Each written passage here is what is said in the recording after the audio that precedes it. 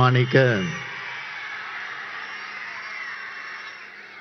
இந்த மலைக்கோட்டை மாநகர கடல் போல் திரண்டிருக்கும் தமிழ் சொந்தங்களே,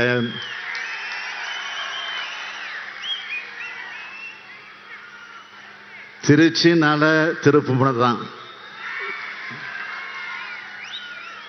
இப்ப இந்தியாவுக்கே திருப்புமுனை ஏற்படுத்த நாம திரண்டிருக்கோம். பல திருப்புமுனைகளை தமிழ்நாட்டுக்கு தந்து தமிழினத்தினுடைய முன்னேற்றத்திற்காக தன்னுடைய வாழ்நாளெல்லாம் உழைச்ச நம்முடைய முத்தமிழறிஞர் தலைவர் கலைஞருடைய நூற்றாண்டு பரிசா ஒரு மகத்தான வெற்றியை கொடுக்கிறதற்கான துவக்கமாக இங்கே நாம் திரண்டிருக்கிறோம். வெற்றினா எப்படிப்பட்ட வெற்றி? 40க்கு 40. எங்க சொல்லுங்க, 40க்கு 40 சொல்லுங்க, 40க்கு 40. நாம எழுத போற புதிய வரலாற்றுக்கு முன்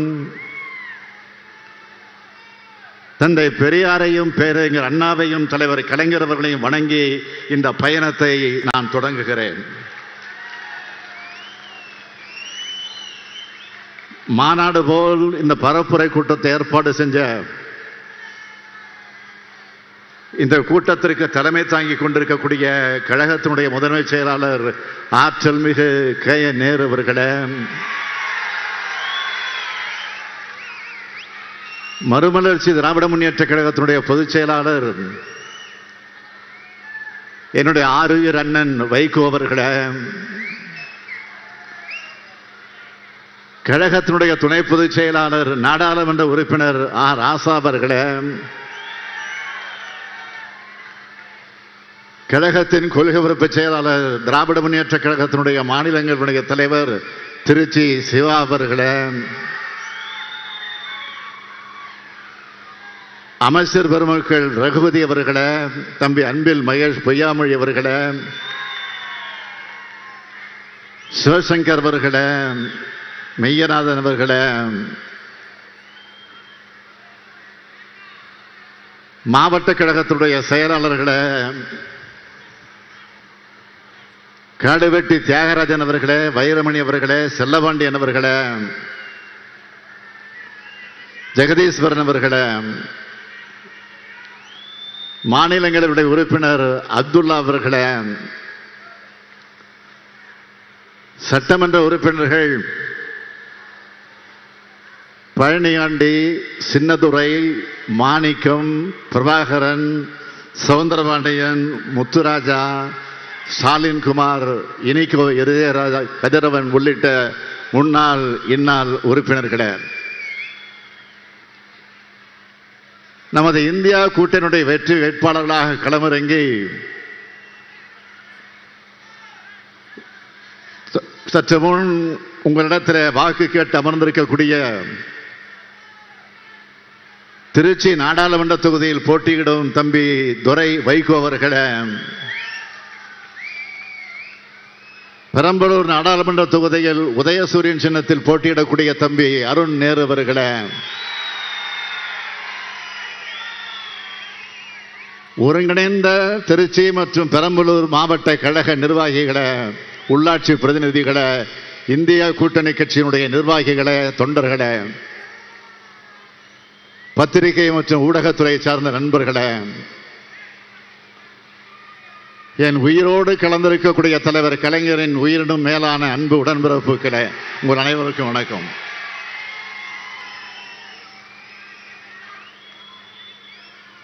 எல்லாத்துக்கும் தொடக்கமா இருக்கிறது இந்த திருச்சி தான். திராவிட முன்னேற்ற கழகம் தேர்தலில் நிற்கணும்னு 1956ஆம் ஆண்டு முடிவெடுக்கப்பட்டது இந்த திருச்சி மாநாட்டில் தான். திருச்சி பாதை எப்போதுமே வெற்றி பாதை. அதோட அடையாளமாக தான் திராவிட முன்னேற்ற கழகத்திற்கு 6 முறை ஆட்சி பொறுப்பை வழங்கி இருக்கிறாங்க தமிழ்நாட்டு மக்கள். நேரு அவர்கள் சொன்னது போல கடந்த சட்டமன்ற தேர்தலுக்கு முன்னால் தமிழ்நாட்டின் விடியலுக்கான முழக்கம்ன்ற எழுச்சிமிகு கூட்டத்தை ஏற்பாடு செஞ்சு இங்கே அழைச்சிக்கிட்டு வந்தார் ஆறு சகோதரர் நேரு அவர்கள். அதுதான் தமிழ்நாட்டில் அதிமுக ஆட்சியை வீழ்த்தி கோட்டையில திராவிட முன்னேற்ற கழகத்தோட ஆட்சியை அமர வச்சது. உங்களில் ஒருவனான இந்த முத்துவேல் கருணாநிதி ஸ்டாலின் முதலமைச்சராக பொறுப்பேற்றுக்கிட்டேன். அன்று முதல் இந்தியாவை பாராட்டுகிற நல்லாட்சியை நடத்தி வருகிறேன். பாசிச பாஜகவை வீழ்த்தி இந்தியா கூட்டணியோட ஆட்சியை ஒன்றியத்தில் ஏற்படுத்துறதுக்காக நடக்கிறது தான் இந்த நாடாளுமன்ற தேர்தல். தேர்தல் என்பதால் பிரதமர் இப்போது இந்தியாவிலே இருக்கிறார். அதனால்தான் அடிக்கடி தமிழ்நாட்டுக்கு வர்றாரு. இல்லைன்னா பெரும்பாலும் வெளிநாட்டில் தான் இருப்பார். சமீபத்தில் சேலத்தில் உரையாற்றின பிரதமர் மோடி அவர்கள் தமிழ்நாட்டில் அவருக்கு செல்வாக்கு அதிகமாகிவிட்டதால் திமுகவினருக்கு தூக்கம் வரல அப்படின்னு பேசியிருக்கிறார். உண்மையில தன்னுடைய ஆட்சி முடிய போகுதுன்னு பிரதமர் மோடிக்கு தான் தூக்கம் வரல. அவருக்கு ஏற்பட்டிருக்கக்கூடிய தோல்வி பயம் அவருடைய முகத்திலையும் கண்ணிலையும் நல்லா தெரியுது. சரி, தமிழ்நாட்டுக்கு இத்தனை முறை வந்தார, அவர்கிட்ட நான் ஒரே ஒரு கேள்விதான் கேட்டேன். அதுக்கு ஒரு முறையாவது அவர் பதில் சொல்லி இருக்கிறாரா? வாரம் வாரம் வந்தாலும் அவர் பதில் சொல்லல. இனி வந்தாலும் சொல்ல முடியாது, சொல்லவும் முடியாது. 10 ஆண்டு காலம் ஆட்சி செஞ்ச ஒரு பிரதமரால தமிழ்நாட்டுக்கு செஞ்ச சிறப்பு திட்டம் ஒண்ணு கூட அவரால் சொல்ல முடியுமா? இவர் நம்மளை விமர்சிக்கிறார். இப்போ நான் சொல்றேன், நம்மோட திராவிட மாடல் ஆட்சியில 3 ஆண்டுகளா மக்களாகிய உங்களுக்கு செஞ்ச சாதனைகளோட பட்டியலை சொல்லவா? சொன்னா இன்னைக்கு ஒரு நாள் போதாது. முக்கியமான சில திட்டங்களுடைய பயன்களை பற்றி நான் சொல்றதை விட தமிழ்நாட்டு மக்கள் என்ன சொல்றாங்கன்னு நேற்று ஒரு வீடியோ பார்த்தேன். அதுல ஒரு மகளிர் சொல்றாங்க, எங்க வீட்டில் குழந்தைகளுக்கு உடம்பு சரியில்லைன்னா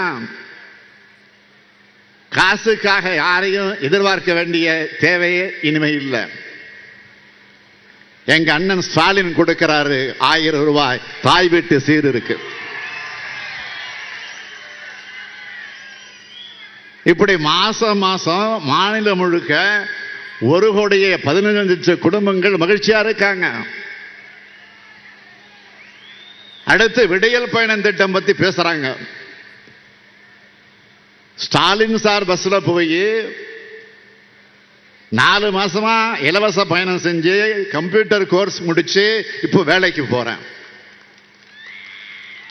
காஞ்சிபுரம் மாவட்ட சகோதரி ஒருத்தர் மகிழ்ச்சியோடு சொன்னாங்க. இந்த மாதிரி மாநிலம் முழுக்க இதுவரைக்கும் மகளிர் மட்டும் 445 கோடி முறை பயணம் செஞ்சிருக்காங்க. அடுத்து திருப்பூர் மாணவி ஒருத்தர் பேசுறாங்க, ஏழ்மையான சூழல்ல அரசு பள்ளியில படிச்சு கல்லூரிக்கு வந்த எனக்கு அப்பா மாதிரி ஸ்டாலின் ஐயா 1000 ரூபாய் தராருன்னு சொன்னார். இப்படி மாநிலம் முழுக்க 4,81,075 மாணவிகள் புதுமை பெண் திட்டம் மூலமாக பயனடைகிறாங்க. அடுத்த வீடியோவில் எப்பவாச்சும் வீட்டில் சாப்பிடுவேன். காலையில் அம்மா வேலைக்கு போயிடுவாங்க, நான் ஸ்கூலுக்கு வந்துடுவேன். இப்போ ஸ்கூல்லையே ஸ்டாலின் தாத்தாவோட காலை உணவு திட்டத்தில் சாப்பிட்டுட்டு இருக்கேன். அப்படின்னு சிரிச்சுக்கிட்டே அந்த குழந்தை பேட்டி கொடுக்குது. அந்த மாதிரி தமிழ்நாடு முழுக்க 16 லட்சம் குழந்தைங்க காலை உணவு திட்டத்தில் சாப்பிடுறாங்க. அடுத்து கொரோனா காலத்தில் பள்ளிக்கு போகாம ஏற்பட்ட இந்த கேப்ல 10 வரைக்குமான எண்களை கூட மறந்துட்டு இருந்த குழந்தைகள் இப்போ எண்கள் எழுத்துக்களை நல்லா வாசிக்கிறாங்க. இதை தன்னார்வலர் ஒருத்தர் சொன்னார். அதுக்கு காரணமான இல்லம் தேடி கல்வி திட்டத்தில் இதுவரைக்கும் 24,86,000 மாணவர்கள் பயனடைந்திருக்கிறாங்க. இன்னொரு கல்லூரி படிக்கிற தம்பி பேசுறாரு, வேலைக்காக நாங்க எக்ஸ்ட்ரா கோர்ஸ் படிக்கணும்னா கோச்சிங் சென்டருக்கு நிறைய ஃபீஸ் கட்டணும். ஆனால் லட்சங்களை கட்டி படிக்க வேண்டிய அந்த கோர்ஸுகளை எங்களுக்கு நான் முதல்வன் திட்டத்தின் மூலமாக இலவசமா சொல்லிக் கொடுத்த காரணத்தால் வேலை கிடைச்சிருக்குன்னு அந்த தம்பி சொன்னார். இப்படி 2 ஆண்டுகள்ல 28 லட்சம் இளைஞர்கள் நான் முதல் திட்டத்தில் பலனடைந்திருக்காங்க. அடுத்து மக்களை தேடி மருத்துவ திட்டம். மாற்றுத்திறனாளியான எனக்கு குறைஞ்ச வருமானம் தான், ஆனா வீடு தேடி வந்து சுகர், பிபி, இசிஜி எல்லா டெஸ்டும் எடுத்து மருந்து மாத்திரை கொடுக்கறதுனால மாசம் 1000-2000 மிச்சம் ஆகுது. சேலத்தை சேர்ந்த சகோதரர் சொன்ன மாதிரி தமிழ்நாடு முழுக்க இந்த திட்டத்தில் 1 கோடி பேர் பயனடைந்திருக்கிறாங்க. நிறைவா கும்பகோணத்தை சேர்ந்த ஒருத்தர் சொல்றாரு, மக்களுடன் முதல்வர் திட்டத்தால 35 ஆண்டு காலமாக முடியாத பட்டா மாற்றம் 3 நாள்ல முடிஞ்சதுன்னு நன்றி சொன்னாரு. இப்படி தமிழ்நாட்டில் இருக்கிற எல்லா குடும்பத்திற்கும் பார்த்து பார்த்து அவங்க குடும்பத்தில் ஒருத்தனா பல திட்டங்களை தீட்டி தருபவன் தான் இன்றைக்கு உங்கள் முன்னால் கம்பீரமாக நின்று கொண்டிருக்கக்கூடிய முத்துவேல் கருணாநிதி ஸ்டாலின். மாநிலத்தை ஆளும் நாங்க தாங்க முடியாத நிதி நெருக்கடியிலும் இவ்வளவு செஞ்சிருக்கிறோம். நீங்க என்னென்ன சிறப்பு திட்டங்களை தமிழ்நாட்டுக்கு செஞ்சிருக்கீங்கன்னு பிரதமர்கிட்ட கேட்டா, சென்னை தூத்துக்குடி வெள்ள பாதிப்புக்கு ஏன் நிதி தரலன்னு பிரதமர்கிட்ட கேட்டா, எய்ம்ஸ் மருத்துவமனையை ஏன் கட்டலன்னு பிரதமர்கிட்ட கேட்டா, புதிய ரயில் திட்டம் எங்கன்னு பிரதமர்கிட்ட கேட்டா, இங்க இருக்கக்கூடிய ஒன்றிய அரசு பணிகள் ஏன் தமிழ்நாட்டுக்கு இளைஞர்களுக்கு முன்னுரிமை தரமாட்டீங்க நீங்க அப்படின்னு கேட்டா, எதுக்காவது அவர்கிட்ட சரியான பதில் இருக்கா? அவருடைய தோல்விகளை மறைக்க, மாநில உரிமைகளை பறிக்க, அதை மறைப்பதற்காக தமிழ் மொழியை புறக்கணிச்சதை மறைக்க, தமிழ்நாட்டு வளர்ச்சிக்கு முட்டுக்கட்டை போட்டதை மறைக்க, மொத்தத்தில் உண்மையான மக்கள் பிரச்சனைகளை மறைக்க, தேவையில்லாத விஷயங்களை எல்லாம் பேசி திசை திருப்புகிறார். தேர்தலுக்கு தேர்தல் நீங்க நடத்துகிற கபட நாடகங்கள் இனி தமிழ்நாட்டு மக்கள் மட்டுமல்ல, ஒட்டுமொத்த இந்திய மக்களும் நம்ப மாட்டாங்க, உங்களை மன்னிக்கவும் மாட்டாங்க. மாநிலம் முழுவதும் பண்ண திட்டங்களை நான் பட்டியல் போட்டேன். நலத்திட்டங்கள் மட்டுமல்ல, இந்த மாவட்டங்களுக்கு செஞ்சுக்கிட்டு இருக்கிற வளர்ச்சி திட்டங்களையும் சொல்லவா? சிலவற்றை மட்டும் சொல்றேன். 350 கோடி ரூபாய் மதிப்பீட்டில் திருச்சியில ஒரு மிகப்பெரிய பேருந்து முனையம் மற்றும் கனரக வாகன சரக்கு மையம் அமைக்கும் பணி நடந்துகிட்டு இருக்கு. 142 கோடி ரூபாய் மதிப்பீட்டில் மணப்பாறையில உணவு பூங்கா, நவல்பட்டுல தகவல் தொழில்நுட்ப மையம், பஞ்சப்பூர்ல 410 கோடி ரூபாய் மதிப்பீட்டில் மினி டைடல் பார்க், 110 கோடி ரூபாய் மதிப்பீட்டில் திருச்சியில மகாத்மா காந்தி நினைவு அரசின மருத்துவமனைக்கு புதிய கட்டடங்கள் ஆகிய பணிகள் வேகமாக நடந்துகிட்டு இருக்கு. இன்னும் பல திட்டங்கள், குறிப்பாக திருச்சியில இளைஞர்களுக்காக உலகத்தரத்தில் ஒரு ஒலிம்பிக் அகாடமி, புதுக்கோட்டையில புதிய பேருந்து நிலையம், 40 கோடி ரூபாய் மதிப்பீட்டில் கரூர் பேருந்து நிலைய கட்டுமான பணிகள் பட்டியல் நீளமா இருக்கு. அடுத்து இங்கே தம்பி வேட்பாளர் துரைவைக்க சொன்னது போல நேற்று முன்தினம் வெளியிட்ட தேர்தல் அறிக்கை, அதை பற்றியும் சொல்லணும். அதிலேயும் சிலவற்றை தலைப்புச் செய்திகளாக நான் சொல்றேன். கடந்த 10 ஆண்டுகளாக பாஜக அரசு இஷ்டத்துக்கு எத்தனை பெட்ரோல், டீசல் மற்றும் சமையல் சிலிண்டர் விலையை குறைக்கப்படும் என்று எத்தனை பேர் சொல்லி ஏமாத்தினாங்க. தமிழ்நாட்டு ஏழை எளிய மாணவர்களுக்கு உயிரை பலி வாங்கக்கூடிய நீட் தேர்வு ஒழிக்கப்படும். மாநிலங்களோட உயிர் மூச்சா இருக்கிற நிதி உரிமைக்கு வேட்டு வைக்கும். தற்போது ஜிஎஸ்டி முறை சீர்திருத்தம் செய்யப்படும். சிறுபான்மையின மக்களுக்கு எதிரான சட்டங்கள் ரத்து செய்யப்படும். ஒரே நாடு ஒரே தேர்தல்ங்கிற பேர்ல ஜனநாயகத்திற்கு சவக்குழி தோண்டக்கூடிய முயற்சி நிறுத்தப்படும். உலக பொதுமுறையான திருக்குறளை தேசிய நூலாக அறிவிக்கப்படும். ஒன்றிய அரசு பணி தேர்வுகள் ஒன்றிய அலுவலகங்களில் தமிழ் மொழியில பயின்ற நமது இளைஞர்களுக்கு இடம் உறுதி செய்யப்படும். அது மட்டுமல்ல, இந்த பகுதி மக்களுக்காக பொன்மலை ரயில்வே பணிமனைய ரயில் பெட்டி தொழிற்சாலையா மாற்ற நடவடிக்கை எடுக்கப்படும். ஆத்தூர் ரயில் நிலையம் முதல் பெரம்பலூர் ரயில் நிலையம் வர புதிய அகல ரயில் பாதை அமைக்க ஆவணம் செய்யப்படும்.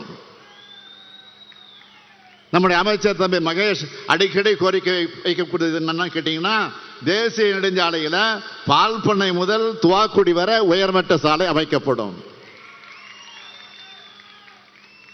அது மட்டுமல்ல, தேர்தல் அறிக்கையில் சொல்லாத ஒன்றையும் இங்கே ஒரு வாக்குறுதியாக கொடுக்க விரும்புகிறேன்.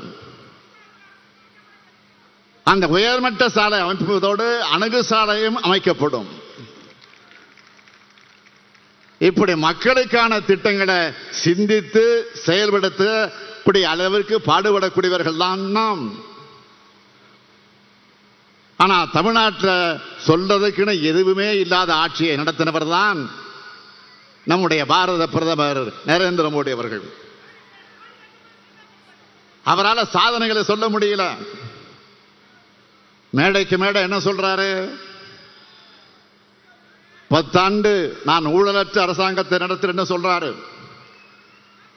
பாஜக ஆட்சியில் நடந்த ஊழல்களை பற்றி நாம மட்டுமல்ல, நாடு முழுக்க கேள்வி கேட்டாலும் அவரால் பதில் சொல்ல முடியல. இந்த 10 ஆண்டு ஆட்சியில ஊழல்கள் ஒன்றா ரெண்டா நான் எடுத்து சொல்ல, அதுக்கு இமாலய எடுத்துக்காட்டு தான் இந்திய ஜனநாயகத்துக்கு அழிக்க முடியாத அவமானத்தை ஏற்படுத்தி இருக்கக்கூடிய தேர்தல் பத்திர ஊழல். கடந்த 5 ஆண்டுகள்ல இடி, ஐடி, சிபிஐ இப்படிப்பட்ட ஒன்றிய அரசோட அமைப்புகளோட பாஜகவோட கைப்பாவையா பயன்படுத்தி அவங்களை ரைடுக்கு அனுப்புறது. அப்புறம் பாஜகவுக்கு நிதியா தேர்தல் பத்திரங்களை வாங்குறதுன்னு 8000 கோடி ரூபாய்க்கு மேல் வசூல் பண்ணியிருக்காங்க. வரலாற்றிலே இப்படி வசூல் நடந்ததில்லை.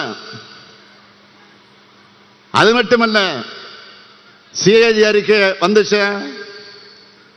பாரத் மாலா திட்ட ஊழல், துவாரகா விரைவு பாதை கட்டுமான திட்ட ஊழல், சுங்கச்சாவடி கட்டண ஊழல், ஆயுஷ்மான் பாரத் திட்ட ஊழல், ஓய்வூதிய திட்ட ஊழல், HAL விமான வடிவமைப்பு திட்ட ஊழல், 7 லட்சம் கோடி ரூபாய்க்கு முறைகேடு நடந்திருக்கிறதாக சிஏஜி அறிக்கை வெளியிட்டுச்சு.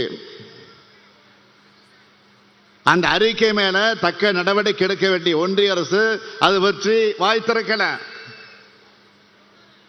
தேர்தல் பத்திர மாதிரியே இன்னொரு நிதியும் வசூல் பண்ணியிருக்காங்க.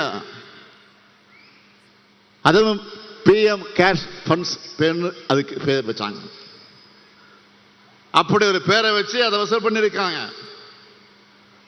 அது பத்தின அத்தனை ரகசியங்களும் ஜூன் மாதம் இந்தியா கூட்டணி ஆட்சிக்கு வந்ததும் அம்பலமாக போகிறது. அதே மாதிரி ரஃபேல் ஊழல், அதனுடைய ரகசியமும் நிச்சயமாக வெளியே வரும். இப்படிப்பட்ட ஊழல் ஆட்சியை நடத்தின பிரதமர் நரேந்திர மோடி அவர்களை ஊழலை பற்றி பேசலாமா? பாஜக ஊழல்களை மறைக்க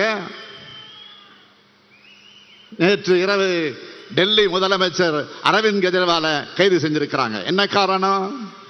பாஜகவோட தோல்வி பயம் தான் ஒரே காரணம். டெல்லி துணை முதலமைச்சர் மணீஷ் சிசோடியாவை கைது செஞ்சு 13 மாசங்களாக சிறையில் இருக்கிறார்.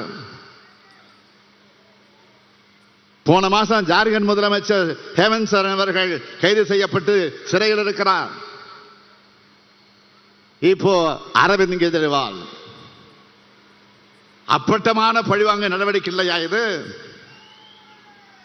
தனக்கு எதிராக இந்தியா என்ற வலிமையான கூட்டணியை எதிர்கட்சிகள் அமைச்சிட்டாங்கல்ல, மக்கள் பாஜகவுக்கு எதிராக ஒன்று திரள ஆரம்பிச்சுட்டாங்களே என்கிற அந்த பயத்தில் தவறுகளுக்கு மேல் தவறுகளை செஞ்சுட்டு வருது பாஜக தலைமை. தமிழ்நாட்டில் நம்ம ஆட்சிக்கு தொந்தரவு கொடுக்க ஆளுநரை வச்சு மிரட்டி பார்க்குறாங்க. ஆளுநர் இந்த நிகழ்ச்சிக்கு புறப்படுறதுக்கு முன்னாடி நம்முடைய அமைச்சர் பொன்முடிக்கு பதவி பிரமாணத்தை எடுத்து வச்சு தான் நான் வந்திருக்கிறேன். யாரு? ஆளுநர். அவராக பண்ணாரா? முடியாதுன்றாரு. நாங்கள் விடுவோமா? திமுக காரங்க நாங்க.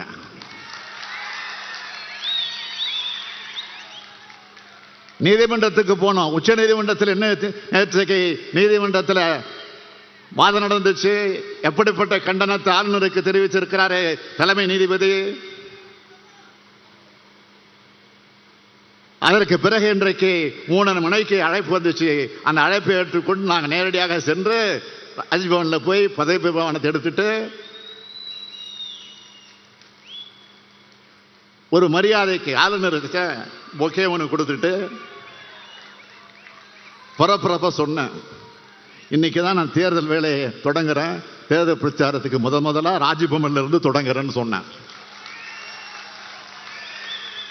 அவர் ஒன்று சொன்னார், பெஸ்ட் ஆஃப் லக் அப்படின்னு சொல்லி அனுப்பிச்சார். ராஜ்பவன்ல இருந்து தொடங்கி இருக்கக்கூடிய இந்த பயணம் குடியரசுத் தலைவர் மாளிகை வரைக்கும் போக போகுது என்பதற்கு இது ஒரு அடையாளம். மக்களுக்கான சட்டங்களை நாம் நிறைவேற்றினா அதுக்கு ஒப்புதல் தராமல் நிறுத்துறாரு. நாம ஒவ்வொரு முறையும் உயர் நீதிமன்றத்துக்கு போகணும். நேற்றும் இன்றைக்கு மாதிரி வரலாற்றில் வேற எந்த ஆளுநரையாவது நீதிமன்றம் இப்படி கடுமையான கேள்விகள் கேட்டிருக்கா?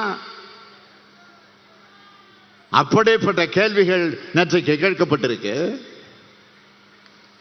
மக்களை எதிர்கொள்ள பயப்படக்கூடிய பாஜக அமலாக்கத்துறை, சிபிஐ, வருமான வரித்துறை போன்ற புலனாய்வு அமைப்புகள் மூலமாகவும் ஆளுநர் மூலமாகவும் எதிர்கொள்கிறது கோழைத்தனம், பேடித்தனம். உங்களுடைய மிரட்டல், ஊரட்டல் அரசியல் அத்தனையும் மக்கள் கவனிச்சுட்டு இருக்கிறாங்க. இது இந்தியா கூட்டணிக்கும் பாஜகவுக்குமான யுத்தம் அல்ல, இது இந்திய நாட்டு மக்களுக்கும் பாசிச பாஜகவுக்குமான யுத்தம் என்று மறந்துடாதீங்க. இந்த யுத்தத்தில் மக்கள் தான் வெற்றி பெறுவாங்க. பாசிச பாஜக வேரோடும் வேரடி மண்ணோடு வீழ்த்தப்படும். இந்திய மக்கள் இப்போ இந்தியா கூட்டணியுடைய பக்கம் அணிதிரண்டுட்டாங்க. பிரதமர் அவர்களே, மாண்புமிகு பிரதமர் அவர்களே, மாண்புமிகு பாரத பிரதமர் அவர்களே, இந்தியா கூட்டணி மாபெரும் வெற்றி வெற்றி வெற்றின்னு ஜூன் 4ஆம் தேதி வரவுள்ள செய்தி உங்க தூக்கத்தை தான் தொலைக்க போகிறது. நாம கேட்பது தமிழ் மீதும் தமிழ்நாட்டின் மீதும் தமிழர்கள் மீதும் உங்களுக்கு ஏன் இவ்வளவு அவ்வளவு வெறுப்பு? தமிழ்நாட்டுக்கு விரோதமாக எல்லாத்தையும் செஞ்சுட்டு தமிழ்தான் மூத்தமிழ்னு பிரதமர் மோடி நீலிக்கண்ணீர் வடிக்கிறார். வடிக்கலாமா? நான் கேட்கிறேன், சமஸ்கிருத வளர்ச்சிக்கு நீங்க கொடுத்த நிதி எவ்வளவு? தமிழ் வளர்ச்சிக்கு நீங்கள் கொடுத்த நிதி எவ்வளவு? இதை கூச்சம் இல்லாம தமிழ்நாட்டுக்கு வந்து சொல்வார் அவர். நீங்கள் வளர்க்கிற வெறுப்பு என்ன பண்ணுதுன்னு தெரியுமா? ஒன்றிய பாஜக அமைச்சர் ஒருத்தர் பெங்களூர்ல வெடிச்ச குண்டு தமிழர்கள் வச்ச குண்டுன்னு சொல்றாரு. தமிழர்கள் என்ன வன்முறையாளர்களா, பயங்கரவாதிகளா? நான் கேட்கிறேன், தமிழ்நாட்டு மக்கள் எப்படியெல்லாம் நீங்கள் கொச்சைப்படுத்தி இப்ப பேச ஆரம்பிச்சிருக்கீங்க? பாஜகவை சேர்ந்தவங்களோட எண்ணம் முழுக்க எங்க இருக்கு? பாஜக மக்கள்கிட்ட இருந்து சுரண்டுமே தவிர மக்களுக்கு எதுவுமே செய்யாது. அதனாலதான் மக்கள் இயற்கை பேரிடரில் பாதிக்கப்படும் போது நம்மளோட நிதியிலிருந்து நாம தரோம். அதையும் மனசாட்சி இல்லாம கொச்சைப்படுத்தி அதுல ஆனந்தம் அடைகிறது என்ன மாதிரியான அரசியல்? தமிழ்நாட்டில இருந்து ஏராளமான நிதியை வரியா வசூல் பண்றீங்க. அதுல இருந்து நியாயமான பங்கு ஏன் திருப்பி தர மாட்ட மறுக்கிறீங்க? அதுதான் கேட்கிறோம். ₹1 வசூல் செஞ்சுட்டு 29 பைசா மட்டும் திருப்பி தரது நியாயமா, முறையா, தர்மமா அப்படின்னு கேட்கிறோம். இதை கேட்டா சில நாட்களுக்கு முன்னாடி ஒன்றிய நிதியமைச்சர் நிர்மலா சீதாராமன் அவர்கள் ஆணவமா சொல்றாரு, என்ன தெரியுமா? மக்களுக்கு நிவாரணம் வழங்குறது பிச்சையாம். எவ்வளவு ஆணவமா, எவ்வளவு வாய் கொழுப்பு! மாண்புமிகு நிர்மலா சீதாராமன் அவர்களே, உங்கள் அரசியலுக்காக தமிழ்நாட்டு மக்களை நீங்க கொச்சைப்படுத்துவீங்களா? பாதிக்கப்பட்ட மக்களை அவமானப்படுத்துவீங்களா? மக்களுக்கு கொடுக்கிறது எதுவுமே பிச்சை அல்ல, அது அவங்களுடைய உரிமை. மக்கள் பாதிக்கப்படுறப்போ அவங்க உதவி செய்ய வேண்டியது அரசியல் இருக்கக்கூடிய நம்முடைய கடமை. அந்த கடமையைத்தான் திமுக அரசு சரியா செஞ்சுக்கிட்டு இருக்கு. கார்பரேட் கம்பெனிகளுக்கு பல்லாயிரம் கோடி தள்ளுபடி செய்யறீங்களா? தொழிலதிபர் கூட்டத்தில் போய் இப்படி பேசுவீங்களா? ஏழைகள்னா அவ்வளவு இலக்காரமா? ₹1 பொருள் வாங்கினா கூட வரி கட்டுறாங்களே மக்கள். அவங்க பாதிக்கப்படும் போது அரசாங்கம் உதவணும் தானே எதிர்பார்க்கிறது. அது தவறா? மக்களுக்கு உதவ முடியலன்னா எதுக்கு நிதியமைச்சர் பதவி? பாஜகவில் இருக்கிற ஒவ்வொருத்தருக்கும் சொல்றேன், உங்களுடைய இந்த ஆணவம் தான் பாஜகவை வீழ்த்த போகுது. இப்படிப்பட்ட எதிர்கட்சி சர்வாதிகார பாஜகவை தமிழ்நாட்டில் இருக்க பழனிசாமி கண்டிக்கிறாரா? நம்மள மாதிரி விமர்சனம் செய்கிறாரா? எங்காவது கண்டிச்சு அறிக்கை விடுறாரா? குடியுரிமை திருத்த சட்டத்துக்கு ஆதரவாக வாக்களிச்சிட்டு சிறுபான்மையினர் நலன் பத்தி இப்ப பேசுறாரு பழனிசாமி. அவருடைய 2 கால ஆட்சியை நீங்க எல்லாம் மறந்துட்டு இருப்பீங்கன்னு தப்பு கணக்கு போடுறாரு பழனிசாமி. தூத்துக்குடி துப்பாக்கி சூடு, கொடநாடு கொள்ளை, தற்கொலை, மர்ம மரணங்கள், பொள்ளாச்சி பாலியல் வன்முறைன்னு பழனிசாமி ஆட்சியோட அவலங்கள் நீண்ட பட்டியலை போடலாம். ஊழல்கரை படிஞ்சிருக்கக்கூடிய அவருடைய கரங்கள் அவரை காப்பாத்திக்க பாஜகவுடைய கூட்டணி வச்சுக்கிட்டு பாஜகவுக்கு பாதம் தாங்கியாக இருந்துட்டு பாஜக தமிழ்நாட்டுக்கு செஞ்ச அத்தனை துரோகங்களுக்கு துணை நின்றுட்டு அதற்கு லாலி பாடியவர் பழனிசாமி. இப்ப அதே பாஜகவோட கதை, திரைக்கதை, வசனம், டைரக்ஷன் அப்படிங்கிற பேர்ல கள்ள கூட்டணி நடத்திக்கிட்டு இருக்காங்க. கள்ள கூட்டணி நாடகத்தை பழனிசாமி நடத்தக்கூடிய நாடகம் விரைவில் முடிவுக்கு வரும். பாஜகவின் பாசிச எண்ணங்களும் முடிவு எழுதப்படும். இதெல்லாம் நடக்க நம்முடைய இந்தியா கூட்டணி ஒன்றியத்தில் ஆட்சி அமைக்கணும். அப்போதான் நம்முடைய இந்திய நாட்டையும் இந்திய அரசியலமைப்பு சட்டத்தையும் நாட்டின் பன்முகத்தன்மையும் சகோதரத்துவையும் காப்பாற்ற முடியும்.